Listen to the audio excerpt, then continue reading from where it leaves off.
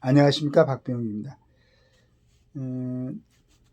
조선의 논설위원이신데 강경희 씨입니다. 강경희 씨가 마포대교에 나타난 김여사 이렇게 해가지고 글을 써놨습니다.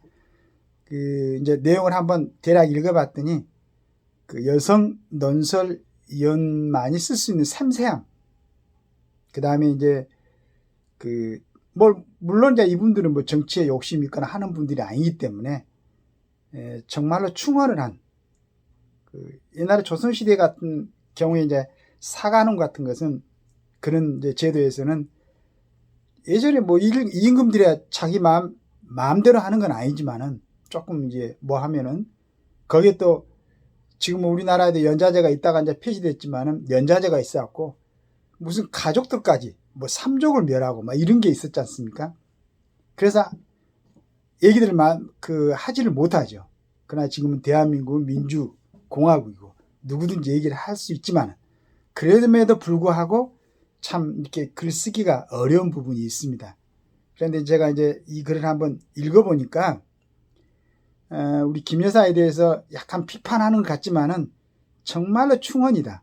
이 정도면은 이걸 윤 대통령이나 김 여사가 제대로 이해를 한다면은 앞으로 2년 반 이상 남는 대통령직을 수행할 때 국민들로부터 지탄받은 일은 없을 것이다. 근데 왜 대통령실에 있는 그 사람들, 많은 사람들은 이런 얘기가 전달 안 돼서, 그리고 왜 그런 걸 또 사진에 올려? 그게 뭐 자랑스럽다고. 난 약간 좀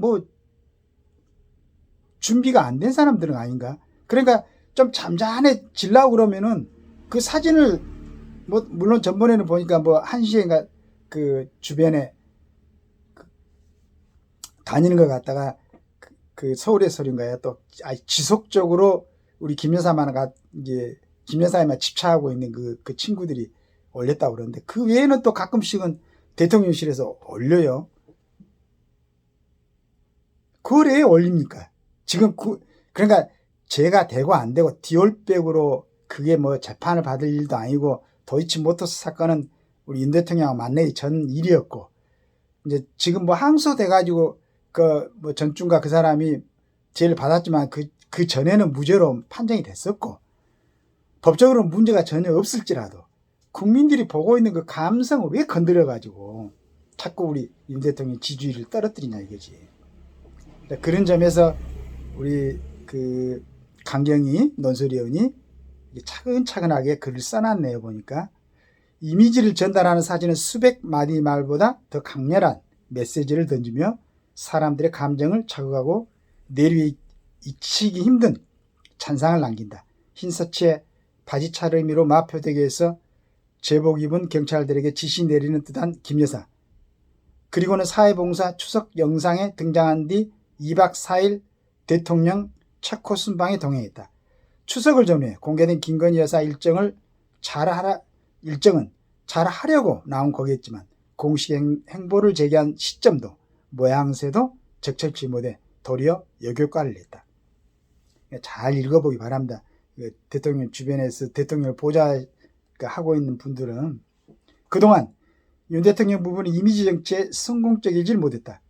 마포대교행에 대해 대통령실은 자살 관련 행보는 지난해부터 꾸준히 해왔다며 진정성을 봐달라고 했다. 실제로 김 여사는 작년에도 자살 시도자 구조경찰관들과 간담회를 가졌다. 이번처럼 부정적 반응을 야기하지도 않았다. 제복 입은 경찰을 만나는 자리에 단정한 정장 차림으로 참석해 경청했다. 올해는 명품백 수수 영상이 폭로되고 한동안 공식 석상에 나오지 않았다. 잘못을 직접 사과하지 않고 윤 대통령이 몇 달 만에 현명하지 못한 처사라고 사과했다. 수사심의위원회에서 불기소 권고가 나오고 공식 일정을 제기하자 거침없이 나타난 것처럼 비쳤다. 그러니까 김 여사의 어떤 진심, 진위 충분히 할 수 있는 거죠. 대통령의 부인으로서. 또 그런 걸 하면 좋고. 그런데 문제는 타이밍이고 상황이란 얘기죠. 그 다음에 그런 부분에 대해 정리를 하지 않고 또 이런 행보를 하니까 우리 같은 사람들은 최 목사입니까? 목사라고 부르기도 뭐한 그 친구가 도둑 촬영을 하려고 아주 고의로 작정을 하고 들어갔던 일 아니겠어요? 이건 뭐 김 여사한테 책임을 물 것도 아니죠. 그 다음에 뭐 아버지를 안다고 그랬고 고향 얘기를 했고 그래서 이제 물론 그런 과정까지 연결이 됐는데, 그런 점까지를 이해를 하면서도 자꾸, 그러니까 윤 대통령이 이번에 체코 순방도 다녀왔지만 그 전에도 뭐 24조 원 원전 수주 이런 성과가 있음에도 불구하고 그 다음에 이번에는 그걸 갖다가 완전히 좀 이제 완전하게 좀 다지려고 갔던 그런 행보인데, 또 여기서 이제 우리 강경희 씨는 어떻게 봤냐 그러면은, 원전 해결을 내세운 체코 순방은 2박 4일 짧은 일정이다. 대통령 혼자 다녀왔다면 일하는 대통령이 비즈니스 출장으로 각인됐을 것이다. 역대 대통령 가운데 해외 순방이 가장 많았던 이명박 전 대통령이었다. 부인 김윤옥 여사는 절반만 동행해 이런 잡음이 없었다. 이 대통령 부산 엑스포 유치 등을 위해 해외 순방이 잦았고 비용도 많이 썼다. 해외 순방마다 김 여사가 손잡고 동행했다. 하지만 엑스포 유치 실패로 해외 순방의 성과가 의문시되면서 거부감이 높아졌다. 지난 총선을 앞두고 한 여당 후보 측 인사가 대통령 부부가 손잡고 비행기 틀어 오를 때마다 표 떨어지는 소리가 들리는 것 같았다고 읍수하는 걸 들었다. 눈치 없이 그 장면을 되풀이했으니 부정적 이미지를 보탰다. 이런 내용이 전달을 안 되고 있는지, 전달이 됐음에도 불구하고 무시를 하고 있는지 그건 모르겠습니다.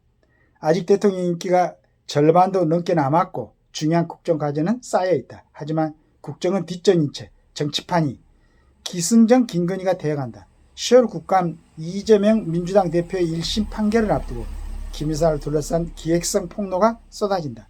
탄핵의 맛을 본 야당은 공격을 멈추지 않을 것이다. 사실 지난 2년 반은 대선 연장전 같은 상황이었다. 이재명 리스크와 김건희 리스크가 드러난 2022년은 대선은 역대급 비호감 선거였다. 윤 대통령이 0.73%포인트 차로 신승했지만 야당과 좌파 진영은 심리적 불복 상태를 이어갔다. 이재명 방어를 위해 검찰 독재, 대통령 탄핵, 개헌 같은 험악한 단어를 남발하면서 윤 대통령을 흔들고 김 여사를 집요하게 공격했다. 여성 혐오를 부채질해 김 여사가 과도하게 악마화된 측면도 정치한다. 이런 내용입니다. 또 이제 내용은 연결이 되지만은 이 정도면은, 그러니까 김 여사가 또 아주 좀 억센 지금 야당을 만난 거죠.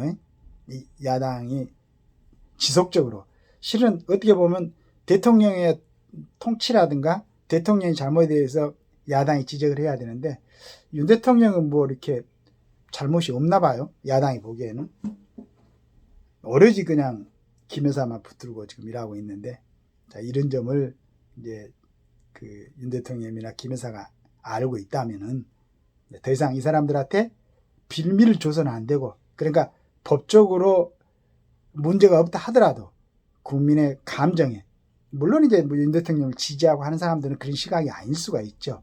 하지만 반대하고 있는 사람들은 하여간 시어머니하고 며느리 정도 차이다, 그런 사이다. 물론 좋은 뭐 시어머니 며느리도 있다고는 하지만은 서로 미워하는 시어머니 며느리 사이 정도다 라는 것을 갖다가 감지하고 우리 김 여사가 조금 주의해서, 근데 그 주변에 정말로 너무 감각들이 좀 없는 분들이 모여있나, 김 여사님을 제대로 남은 기간 동안에 잘 그렇게 어드바이스를 해가지고 좋은 의사로 하는 것도 이렇게 비춰지는데, 혹시라도 이제 또 문제가 드러나면 안 되잖아요. 지금 윤 대통령이 항상 얘기하지만은 뭐 애교 문제, 국방 문제 지금 잘 정리하고 있지 않습니까? 그 다음에 이제 노조 문제도 어느 정도, 완전히는 아니지만 7, 80%는 정리했어요. 그 다음에 의료 계획도 뭐 아직은 이제 해결할 문제가 남았습니다만 국민 대다수가 이번에 이제 추석 이걸 지내보고, 그 다음에 지금 이제 큰 대학병원 빅5인가요? 거기에서는 앞으로 이제 중증 환자들만 관리하는 시스템으로, 그리고 거기에는 그 전공의 대신에 전문의들을 투입하고 그 다음에 PA 간호사들을 투입해가지고 안정체계로 가고 지금 얘기한 것처럼 지금 진행한 것처럼 2,000명씩 1년에 뽑다 보면은 지역에도 소아과 의사라든가 응급의사들이 배치가 될 수가 있고 그리고 27년 전에 증원이 묶여 있었죠. 그 동안에 의사들이 배출이 안 됐던 겁니다. 그걸 정확하게 2,000명씩 하게 되면은 한 10년 후쯤에는 어느 정도 의사 수가 좀 확보가 되고 그 다음에 지금 오늘 중앙일보 보니까 자영업자들 참 어려운 점들이 많죠. 이거 뭐 한 달간 어느 음식점 보니까 거의 손님이 없었다고 이런 데도 있고 폐업을 하고 정말 아주 지금 어렵게 살고 있는데 이런 어려운 점에 대해서 집중해서 정치인들이 좀 신경을 안 쓰고 그저 탄핵하고 무슨 특검하고 이런 것만 얘기를 하고 있으니 국민들이 얼마나 그런데 또 그걸 같이 지지를 하고 그걸 같이 옹호하는 국민들도 있다는 것도 답답한 문제죠. 답답한 문제입니다. 어떻게 하든 간에 그리고 이제 우리가 절대로 후대들한테 통일 문제를 넘겨주면 안 되겠죠. 통일은 반드시 우리 세대 때 조금 어려움이 있더라도 해야지. 그래야 우리 애들이 그 긴장 속에서 청춘을 그러니까 애들이 스트레스 받아갖고 장가도 안 가고 출산도 안 하고 그러니까 신생아 출산이 줄어드니까 여러 가지 좀 문제가 생기죠. 이런 모든 문제의 근원을 갖다가 정리하려면은 우리 장기표 선생이 지금 돌아가셨지만은 주장했던 정치인들의 특권을 배제시켜 놓으면은 욕심 많고 비정상적으로 정치했던 친구들은 자기 성향에 맞는 직업을 선택하고 잘 먹고 잘 살겠죠. 정치는 조금 국가를 위해서 헌신하고 국민들에 의해서 봉사할 수 있는 마음의 준비가 된 사람들이 정치할 수 있도록 우리 강경희 그 다음에 이제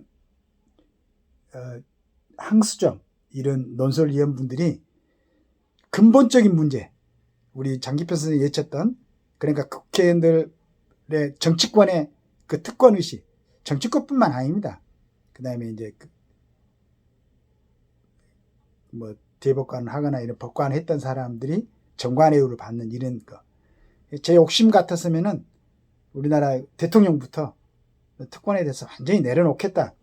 퇴임하고 나면은 정치를 잘했든 못했든 나라를 망쳤든 안 망쳤든 그냥 경호원들 수십 명 데려가 가지고 지방에서 왕처럼 군림하고 있는 이런 모습을 국민들이 다시는 보지 않을 수 있도록 여론운동을 우리 논설위원들이 좀 펼쳐주시면은 감사하겠습니다. 그 근본 아니겠습니까? 그게 없어지면은 정치를 하려고 저렇게 수단과 방법을 가리지 않고 뭐 범죄를 저질렀거나 지금 기소 중이거나 재판을 받고 있거나 국회의원을 하겠다고 내지는 국회의원을 하고 있고 이런 일이 없을 거라고 생각을 합니다. 감사합니다.